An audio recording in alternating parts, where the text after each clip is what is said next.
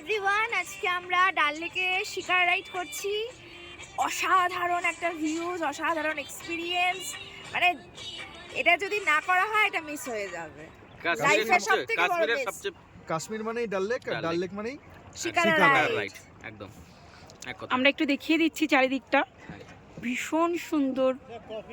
আর জলটা কতটা ঠান্ডা দেখাও। দেখাচ্ছি। আবে পিয়া, তুমি একটু বলো, জলটা এত সবার নামটা বলোনি কিন্তু, তোমার নামটা বলো। আমার নাম অনু। তো শিকার রাইডে এসেছি, দুদিন আগে জলটা বরফ ছিল। অনুপমা নয় তো?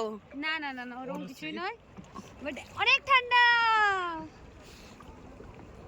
দারুণ লাগছে। শঙ্করাচার্যের মন্দির দেখা যাচ্ছে। কই কই কই কই? এই ওই উপরে দেখা যাচ্ছে এই কাকিমা মন্দির। ধরো দাও। দাঁড়াও, ঋত্বিকা নামটা বলোনি, ছেলেগুলো বাদ দাও।